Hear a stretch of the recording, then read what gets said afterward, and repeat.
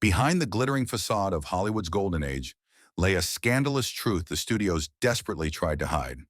While America believed in fairy tale romances, many of their biggest stars were living shocking double lives, with arrangements that would make modern celebrities blush. What if the most devoted couples in cinema history were actually pioneers of relationship freedom that Hollywood covered up for decades? Clark Gable and Carol Lombard. Clark Gable and Carol Lombard appeared to be Hollywood's most passionate couple, but their marriage contract contained clauses that would shock 1930s audiences. The king of Hollywood and his platinum blonde queen had what insiders called the understanding, where both could pursue romantic interest during extended film shoots. Lombard, known for her quick wit and rebellious spirit, reportedly told friends she wasn't going to be chained to one man's schedule when half of Hollywood wants a piece of him. The couple maintained separate residences in addition to their shared home, each decorated to accommodate overnight guests when the other was traveling. Their arrangement worked so well that when Lombard tragically died in a plane crash in 1942, Gable was reportedly with another woman at the time. Studio fixers worked overtime to create the narrative of the grieving widower, but close friends knew the truth. Director Frank Capra later revealed in his memoirs that both stars had discussed their modern marriage with him, calling it the only way two careers like theirs could survive. The couple's romantic freedom extended to public events where they would openly flirt with other attendees. Gossip columnist Hedda Hopper noted their peculiar habit of arriving separately to premieres and leaving with different companions, though she never dared print the full story. Their contract even specified financial arrangements for their extramarital relationships, making them pioneers of relationship transparency decades before it became socially acceptable. Spencer Tracy and Katherine Hepburn. The legendary 26-year romance between Spencer Tracy and Katherine Hepburn was Hollywood's most celebrated love affair, but it was built on a foundation that neither star ever publicly acknowledged. Tracy remained married to his wife Louise throughout his relationship with Hepburn, creating a unique three-way arrangement that defied conventional morality. Hepburn, fiercely independent and ahead of her time, reportedly told director George Cukor that she wasn't interested in breaking up a family, but also wasn't interested in living like a nun. The solution was an arrangement where Tracy spent weekdays with Hepburn and weekends with his wife, with both women's full knowledge and consent. Louise Tracy, far from being the wronged wife of Hollywood legend, was reportedly relieved to have someone else manage her husband's demanding personality and drinking problems. Friends described her as grateful to Kate for taking the burden and noted that the two women occasionally met for lunch to discuss Tracy's care.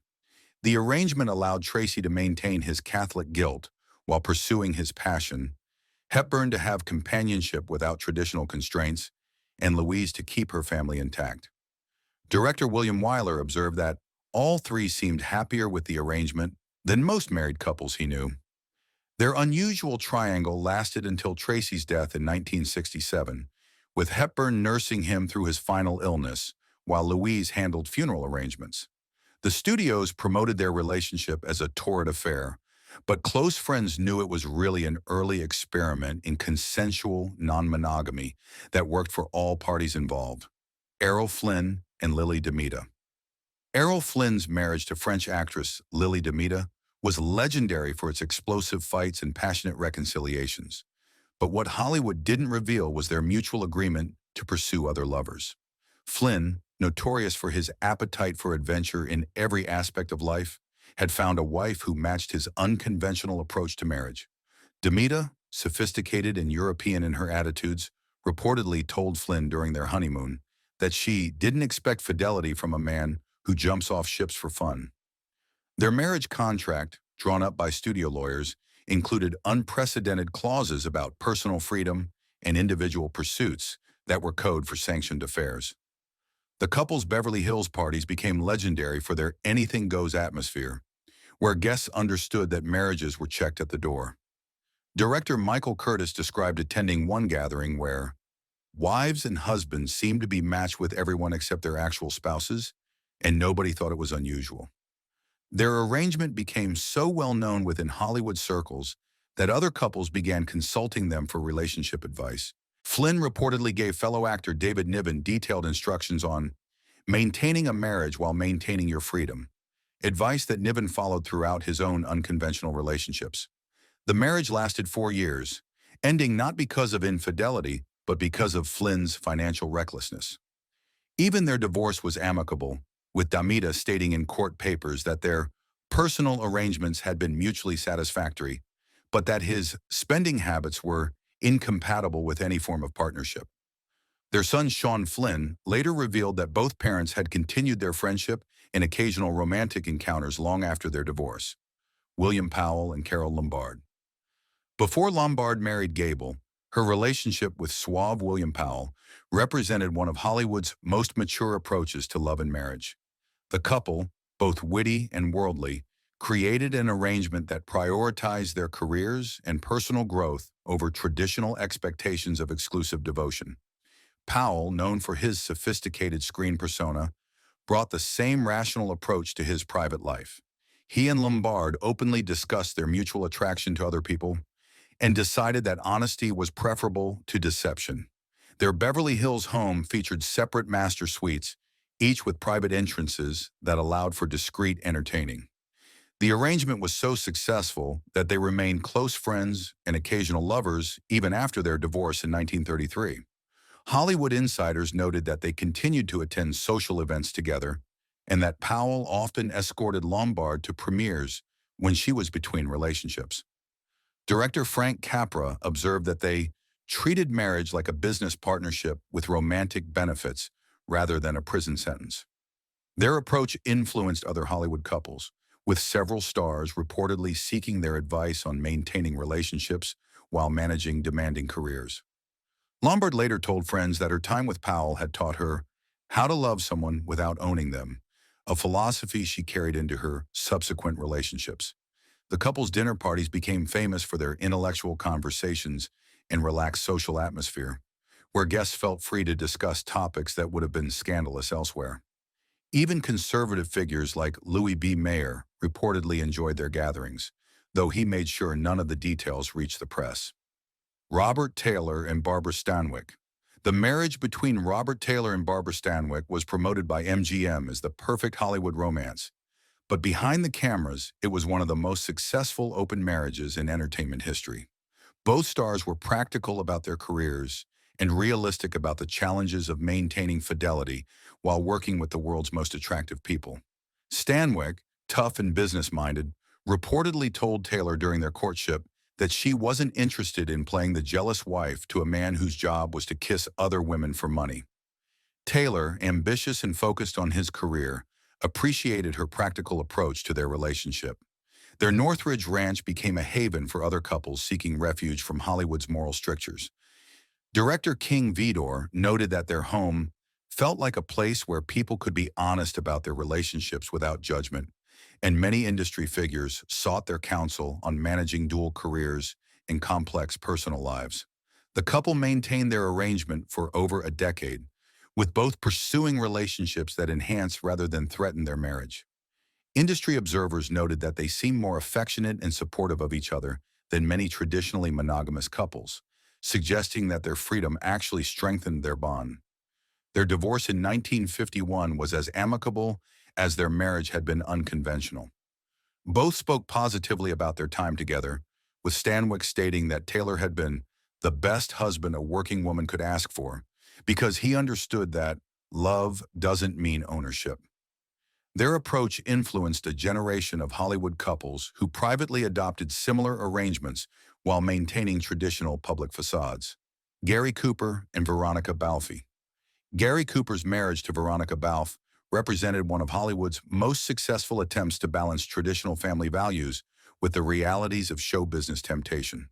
Cooper, despite his all-American image, had a well-known weakness for leading ladies that threatened his marriage until he and Balf reached an unusual understanding.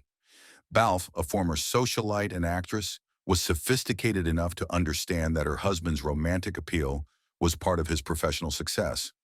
Rather than fight a losing battle against temptation, she negotiated terms that protected their family while acknowledging Cooper's human limitations. Their arrangement included specific rules about Cooper's relationships with co-stars, including requirements for discretion and time limits on any romantic entanglements.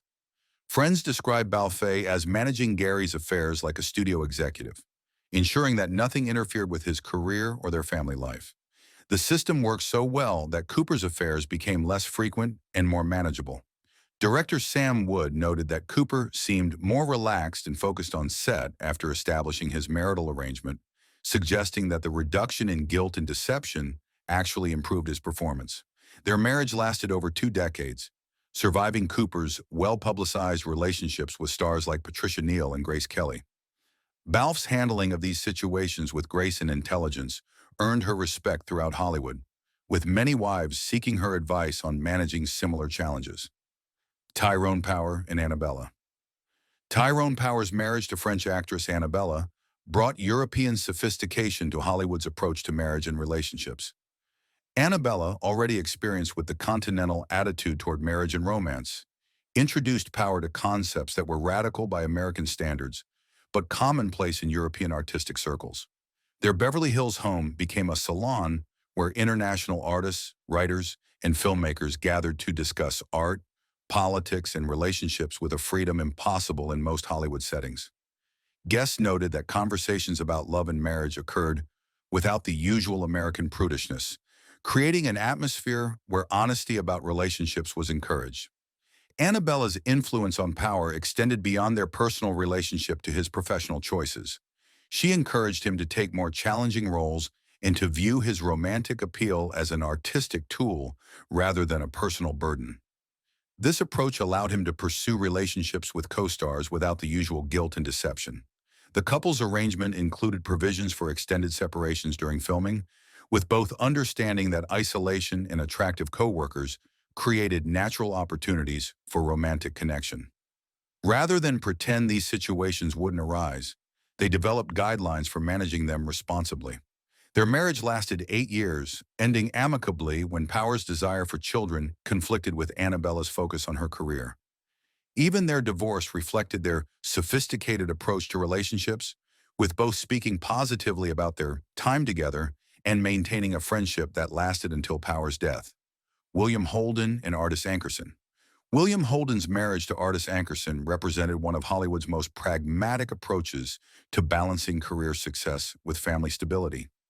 Ankerson, a former actress who understood the business, negotiated a marriage arrangement that prioritized their children's welfare while acknowledging the realities of Holden's career.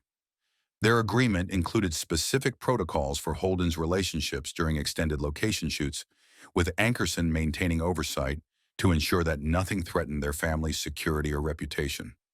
Friends described her as running Billy's personal life like a studio executive, with schedules and guidelines that minimized disruption. The system allowed Holden to pursue his notorious relationships with co-stars like Jennifer Jones and Stephanie Powers while maintaining the stable family environment that both he and Ankerson wanted for their children. Director Billy Wilder observed that Holden seemed more settled and focused after establishing clear boundaries for his personal life. Ankerson's approach earned her respect throughout Hollywood, with other wives seeking her advice on managing similar situations.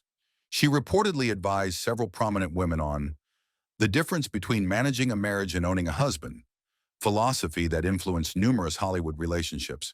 Their marriage survived for over 3 decades, outlasting many traditional unions that couldn't accommodate the pressures of show business success. Ankerson's practical approach to love and marriage proved that understanding and flexibility could create stronger bonds than conventional morality. Cary Grant and Virginia Cheryl.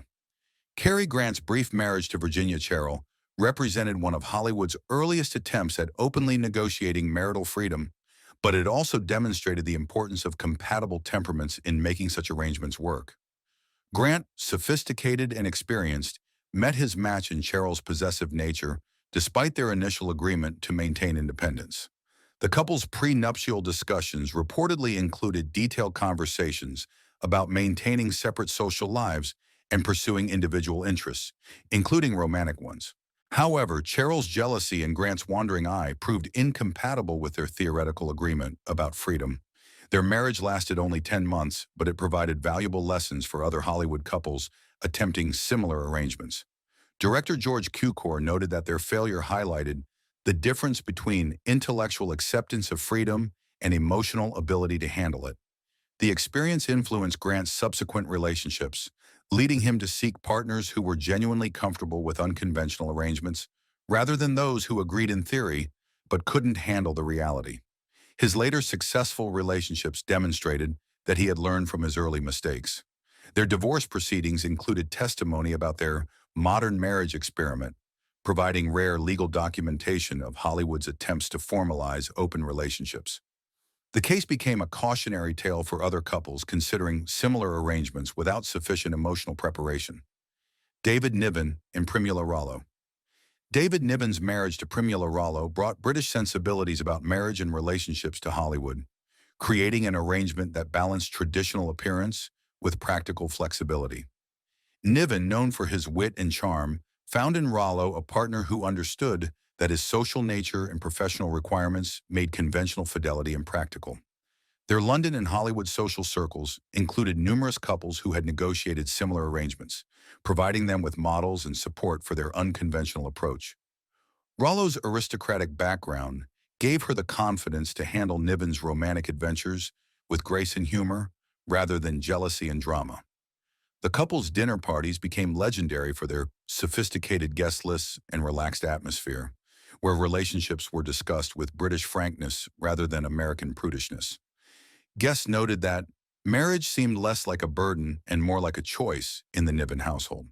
Their arrangement worked successfully for several years, allowing Nibbon to maintain his bachelor reputation while enjoying the stability of marriage.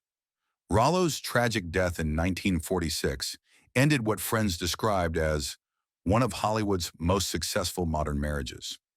Nibbon's subsequent relationships reflected lessons learned during his marriage to Rollo, as he continued to seek partners who could balance independence with commitment. His memoirs, while discreet, hinted at the sophisticated approach to relationships that he and Rollo had pioneered in Hollywood. These Golden Age stars proved that love doesn't always fit into neat categories, even in an era when the studios tried to control every aspect of their lives.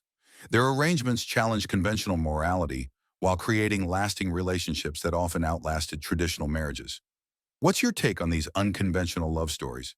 Were these stars ahead of their time, or were they simply honest about human nature? Drop your thoughts below and tell us which couple's arrangement surprises you most. Here's the real question that will spark debate. If these arrangements worked for some of Hollywood's most successful couples, why does society still insist that traditional marriage is the only valid option?